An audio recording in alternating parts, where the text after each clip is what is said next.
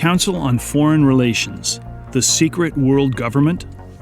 In den aktuellen Zeiten, in denen weltweit In the current times when an almost perfectly uniform and consistent corona policy is being pursued worldwide, some people rub their eyes in wonder and ask themselves why this is.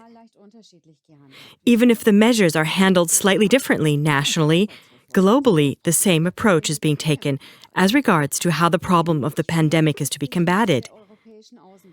The situation is similar with European foreign policy, which for years has followed U.S. foreign policy, or at least adopted its views and rhetoric almost one-to-one. Examples of this are the EU sanctions against Russia, especially since the Ukraine crisis in 2014, or the sanctions against Iran.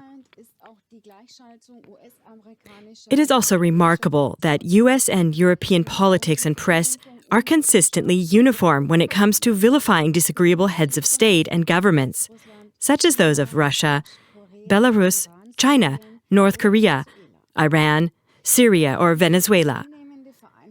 Is this increasing unification of world politics just a coincidence, or part of a global agenda? Anyone who wants an answer to this question cannot avoid looking into the Council on Foreign Relations. This U.S. think tank just celebrated its 100th anniversary on July 29, 2021 to be precise, and is considered one of the most influential private organizations in the world. Think tanks are associations that develop political ideas and strategies and introduce them into politics. Although the Council's power is indisputed, it is probably absolutely unknown to the average citizen. Let's take a closer look at this organization. Behind the inconspicuous name Council on Foreign Relations, so much power is hidden that the news magazine Der Spiegel wrote as early as 1975 that it was the most influential private institution in America and the Western world.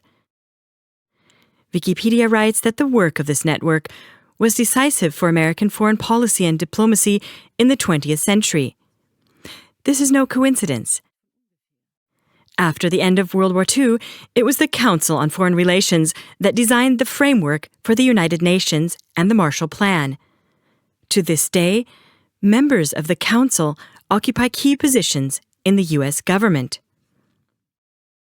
So it is not surprising that Foreign Affairs magazine, which the Council publishes, is considered the strategy magazine of U.S. foreign policy, and has even been called the Bible of foreign policy thinking by the Washington Post.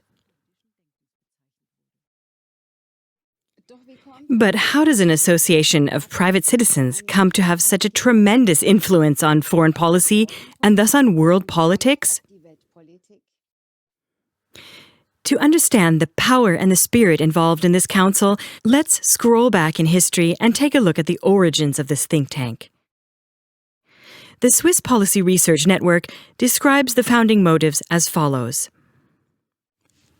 The origins of the Council on Foreign Relations lie in the so-called trauma of 1920. After World War I, the U.S. could have taken over the global leadership role for the first time, but the Senate decided against joining the League of Nations, and the war-weary population elected Warren G. Harding, a president who promised a return to normality and wanted to take care of America's and Americans' affairs and problems first. To avoid such a setback in the future and to, quote, awaken America to its worldwide responsibilities, internationally oriented bankers, entrepreneurs, and politicians founded the bipartisan CFR in the financial and commercial metropolis of New York the following year. Through the collaboration of leading academics and publicists, ideas for an active foreign policy would be developed and made popular with the public. This reveals a key factor that catapulted the Council so quickly into the center of power. It was, in a sense, the child, the creation of representatives of high finance, men who possessed money and political influence in abundance. Let's take a closer look at three men who can be considered formative figures of the CFR. Edward Mandell House. House is a good example of the power and spirit uniting the CFR. He was the personal advisor to then U.S. President Woodrow Wilson, and equally important, the decisive force of the RIIA.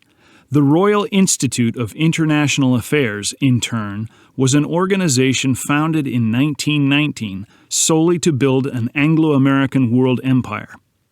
According to Cecil Rhodes, the forefather of this idea, the British were the leading race of the world, and the more of the world they inhabited, the better for it. Walter Lippmann. Lippmann is considered one of the most influential political writers of the 20th century. His way of thinking is characteristic of the CFR. At the age of 26, he was already calling for U.S. global supremacy and the influence of American corporations over international businesses. His book, Public Opinion, is now a standard work and shows whose brainchild Lippmann was. Since reality was too complex and the broad masses neither able nor willing to determine the general interest, a specialized group of people should advise the political decision makers. These, in turn, should master the art of persuasion, let's call it manipulation techniques, in order to make the decisions taken appear to the people to be the right ones. In this way, a unified public opinion had to be established, necessary for the cohesion of society. With this elitist theory, Lippmann radically questioned the essence of democracy, namely the right of all citizens to have a say.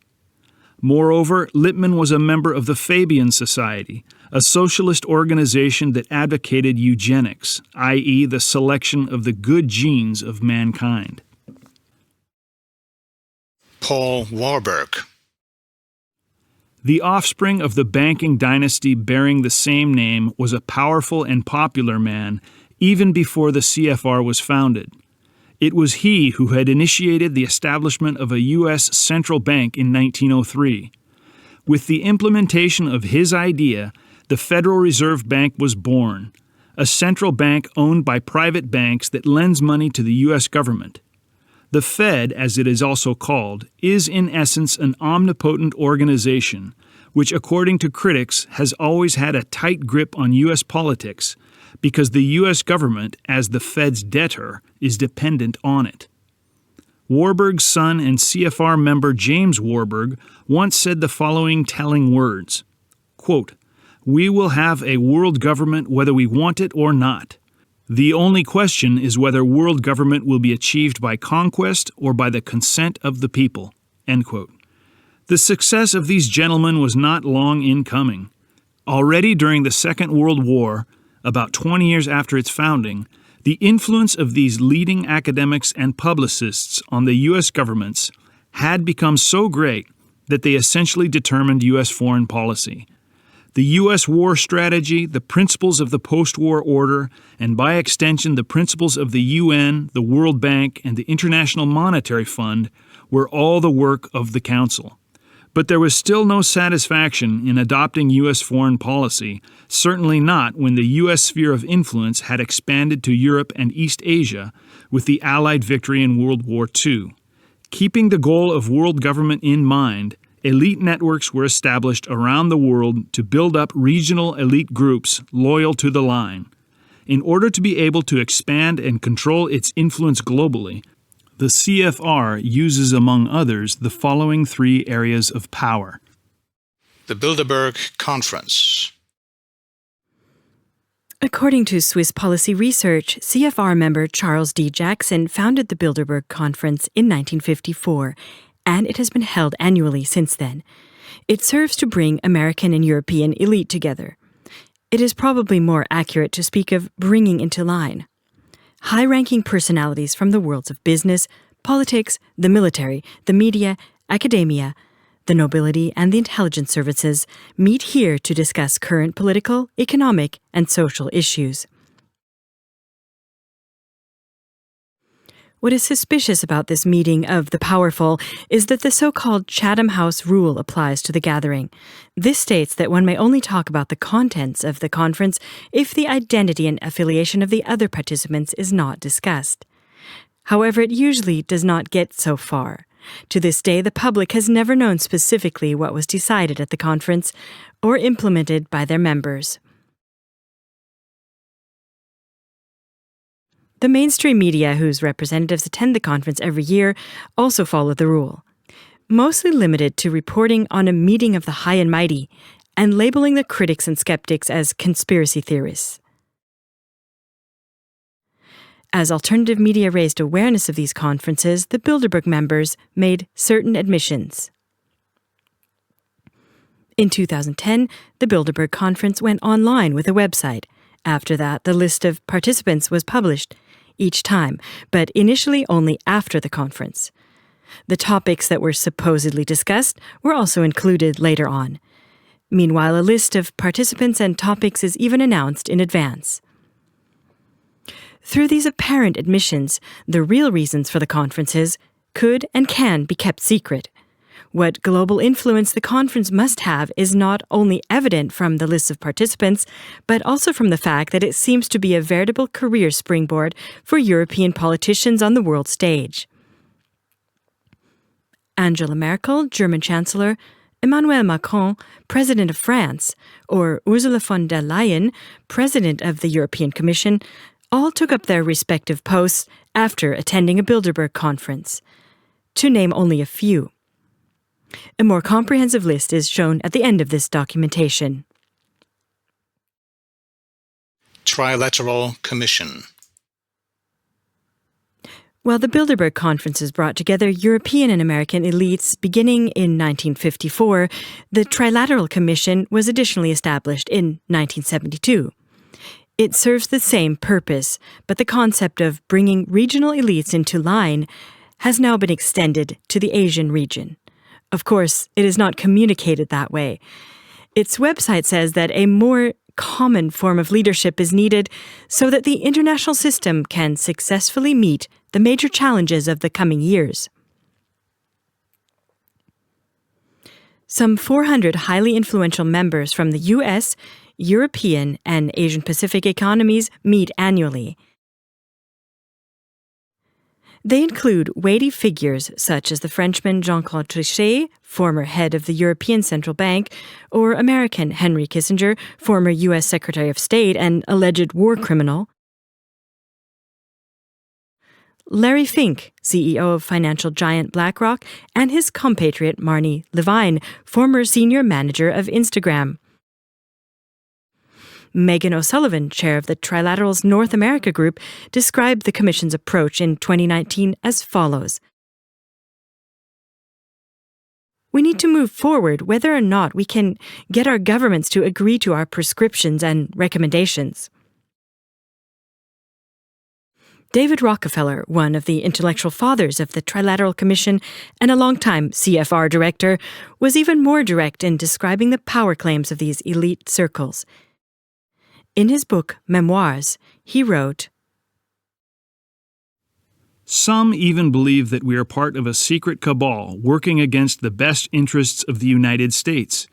They accuse my family and me of being internationalists and of conspiring with others around the world to build a more unified global political and economic structure. One world, if you will. If that is the accusation, I plead guilty and I am proud of it. U.S. Administration. Nowhere can power and influence be better viewed than in the example of U.S. governments. John J. McCloy, former chairman of the CFR and advisor to several U.S. presidents, once put it this way.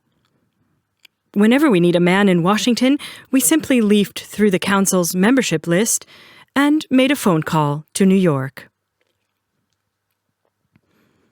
8 United States presidents and vice presidents came from the CFR ranks. 17 secretaries of state, 20 secretaries of defense, 18 secretaries of the Treasury, and 15 CIA directors. The modern history of the United States, which is heavily laden with wars and war crimes, is thus also closely linked to the Council on Foreign Relations. But the CFR not only influenced the U.S. government, U.S. media has also become, so to speak, its mouthpiece, due to the CFR membership of many of its editors-in-chief and alpha journalists. From this perspective, it suddenly seems logical why former U.S. President Donald Trump, who had declared war on the establishment when he took office, had been so hysterically attacked. As a matter of fact, Trump is not a CFR member and many times acted contrary to the Council's globalist interests with his policies. It is now equally obvious that since the election of the new president, calm has returned to the press. Joe Biden and many of his cabinet members are members of the CFR. The U.S. administration today is exactly what Isaiah Bowman, one of the founding fathers of CFR, had in mind. A world power that sees itself as the maintainer of world security, retaining power over weaker territories while renouncing conventional forms of imperialism. For example, open, warlike suppression of rivals. These three power factors alone and their activities, the U.S. government, the Bilderberg Conference, and the Trilateral Commission, suggest that the Council on Foreign Relations is indeed an organization with claims to world domination. But the CFR uses other networks of relationships and information to establish its claims and interests. These are so extensive that the research network Swiss Policy Research speaks of a propaganda matrix. Transatlantic networks. Political scientist Hermann Ploppa once called the Council on Foreign Relations the, quote, mother of all transatlantic networks. These networks solidify the spirit of the Council, especially in Germany, for example, through the Atlantic Brücke. This association, founded by the CFR president at the time, John McCloy, and CFR member Eric Warburg, introduces young, up-and-coming leaders, politicians, and media people to the transatlantic mindset. Another example is the Deutsche Gesellschaft für Außenpolitik, whose English name is German Council on Foreign Relations. Similar to its parent organization, this think tank provides policy advice. Media. In addition to the CFR's great influence on the U.S. mass media, its connections extend to the world's leading news agencies. Longtime Thomson Reuters editor-in-chief David Schlesinger is also a CFR member, as is Isaac Lee of the board of the world's largest agency, the Associated Press. The CFR's great influence on the U.S. mass media, its connections extend to the world's leading news agencies. In Europe, CFR-compliant reporting is ensured by transatlantic affiliates. Atlantic Brücke members and sympathizers can be found across the German media landscape, from TV station ARD to Frankfurter Allgemeine Zeitung, from Die Zeit and Süddeutsche Zeitung to ZDF.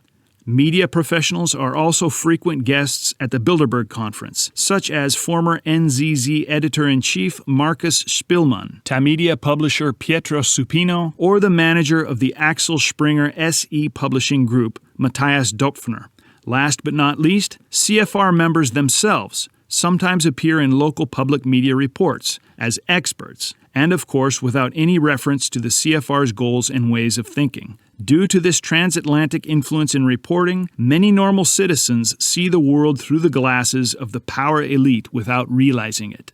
Humanitarian organizations. Even humanitarian organizations are in some cases highly influenced by the CFR. The human rights organizations Human Rights Watch and Amnesty International were or are led by CFR members. The situation is similar with the U.S. National Endowment for Democracy, NED, USAID, the United States Agency for International Development, and other relevant organizations.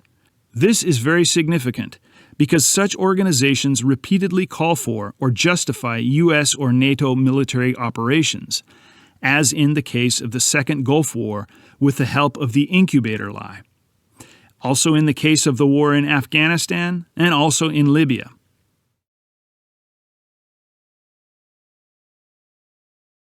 Military. Regarding the military, Swiss Policy Research writes, quote, the CFR has maintained its own officer training program for decades. so that it is now estimated that about 75% of all senior U.S. military officers have been trained by the CFR, including nearly all chiefs of staff, NATO Supreme Commanders, and area commanders since World War II. In this way, the Council has built up an ideologically trained imperial armed force of a kind otherwise known almost only from totalitarian regimes. Economy. Anyone who thinks that the Council is only politically active is very much mistaken.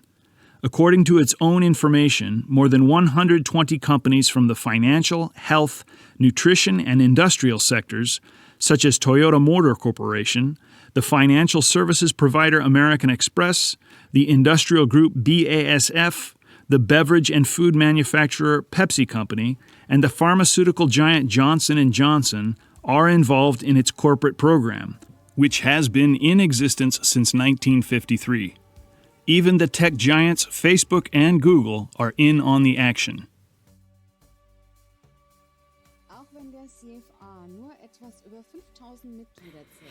Even though the CFR has only a little over 5,000 members, it is almost impossible to show its connections entirely. It should be noted that its members can be found in other organizations with global influence, such as the CIA, the Federal Reserve, or the World Bank. Important investigative commissions such as the Warren Commission, which should have uncovered the assassination of John F. Kennedy, and the 9/11 Commission were also riddled with them.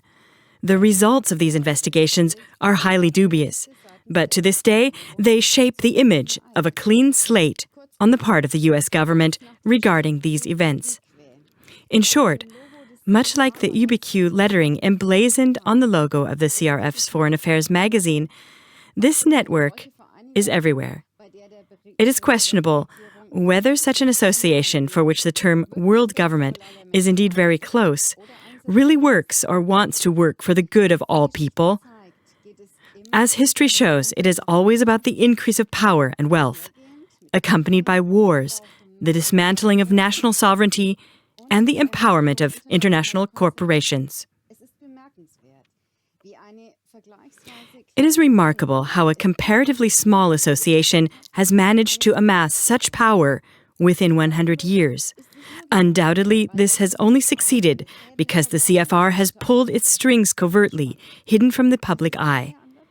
It is therefore time to expose this era of hidden abuse of power. Help us to put an end to this world government striving by spreading these facts in your environment and informing your elected politicians about it.